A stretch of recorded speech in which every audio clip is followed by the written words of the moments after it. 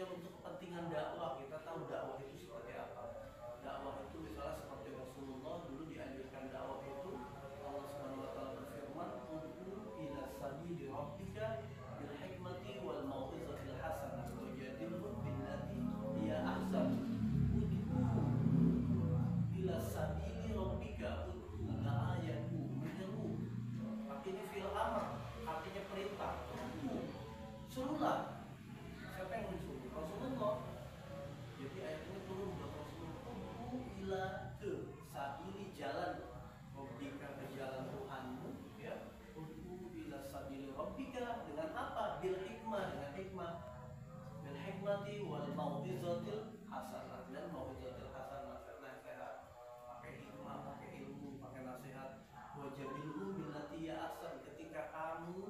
Ketika dalam berdakwah itu nggak gampang. Sama seperti kalian, ketika kalian bermain, berjumpa teman baru, berjumpa sama kawan-kawan, kalian punya ide nggak bakal langsung diterima.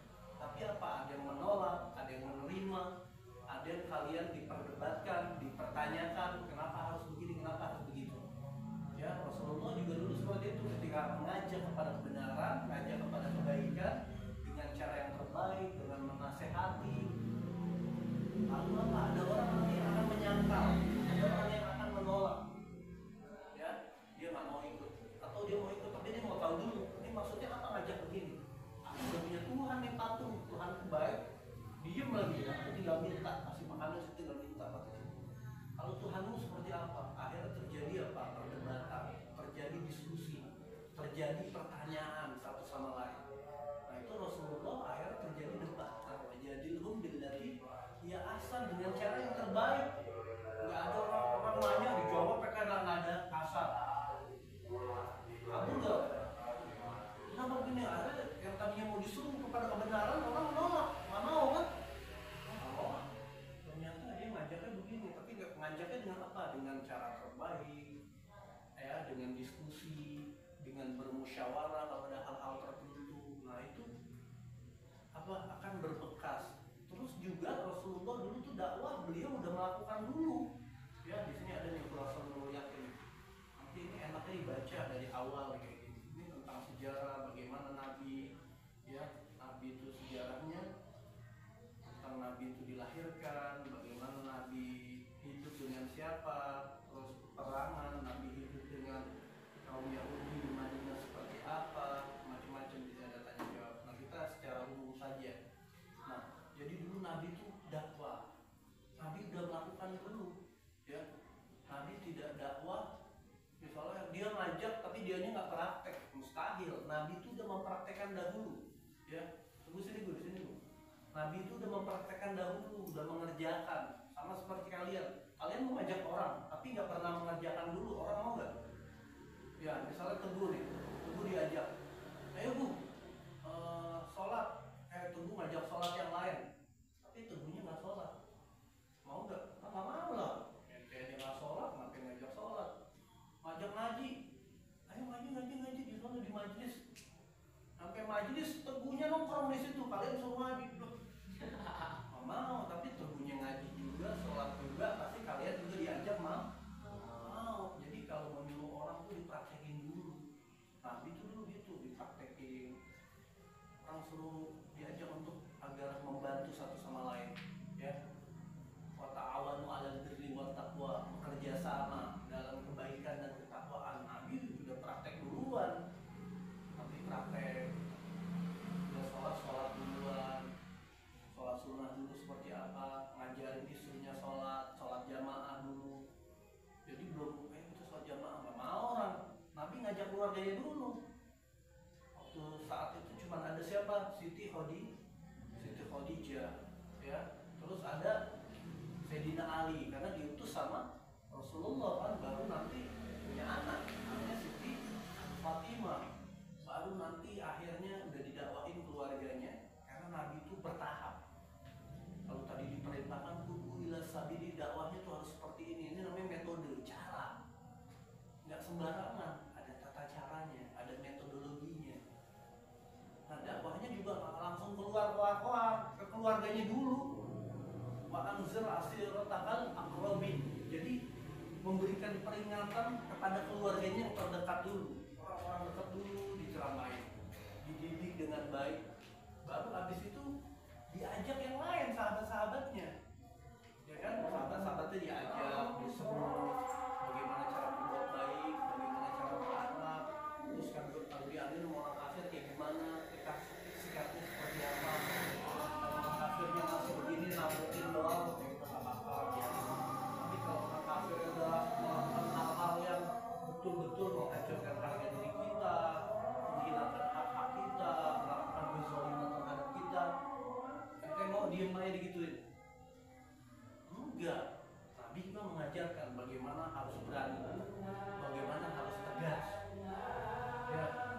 Jadi satu sisi beliau itu berakhlak, di sisi lain di tengah-tengah keberanian, di tengah-tengah beliau menghadapi kejahatan, kezaliman, ketidakadilan, beliau berdiri dengan tegar, dengan yakin menghadapi apa? Menghadapi segala perbuatan buruk mereka, dihadapi, dilawan, pakai cara juga nggak asal-asal.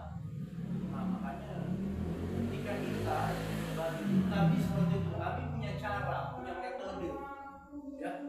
Jadi nggak asbun, melakukan sesuatu tidak sembarangan, ngajak orang tidak sembarangan, berdakwah untuk menerima ajaran Islam nggak sembarangan. Semua ada tata caranya. Sama seperti kita sekarang kita punya medsos, punya media sosial, kalian punya handphone, orang tuanya nggak ada yang nggak punya handphone, bener nggak? Zaman sekarang semua punya handphone, kalau nggak punya handphone namanya orang udah ketinggalan zaman. Orang tua kalian punya handphone, kalau kalian nggak punya, kadang-kadang kalian minjem punya orang tua kalian. WA, ada grupnya nih, grup ibu nih bu, coba cek bu, ada ini PR nggak bu, ini libur bu, 3 hari bu, coba ada pengumuman nggak di WA. Kalau nggak ada, kalian mau nanya tetangga bu, mau nanya teman, enggak, zaman sekarang pasti ada grupnya kan. Nah itu bagaimana cara menggunakan itu dengan baik, ya. Jadi kalau guru bikin grup wali murid, bikin grup kelas 5, kelas 3, SMP, ya kan, ada grup-grupnya tuh.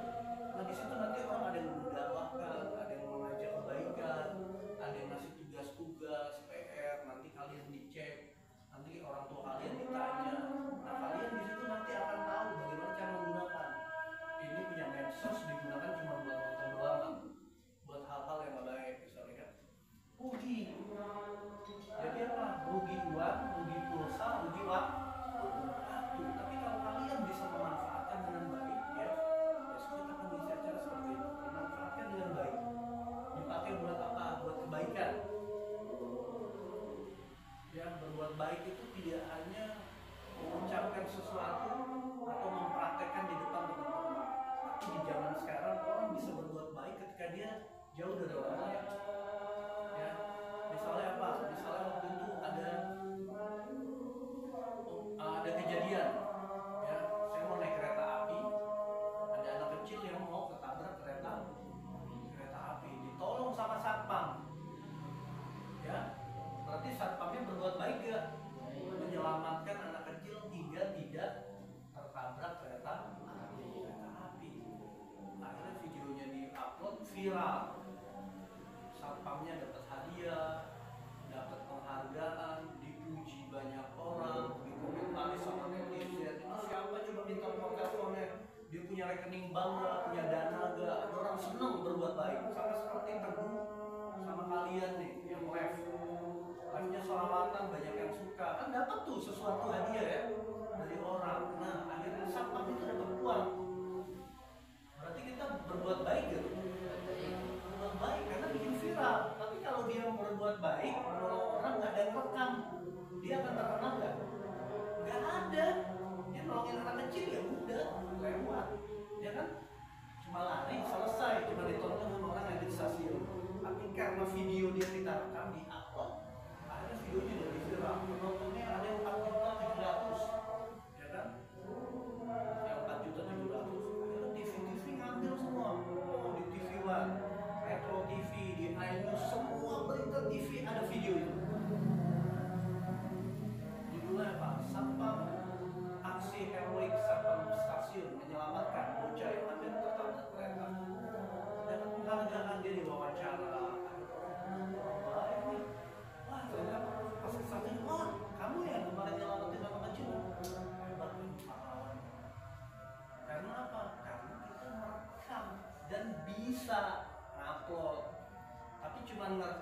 nggak bisa mengolahnya.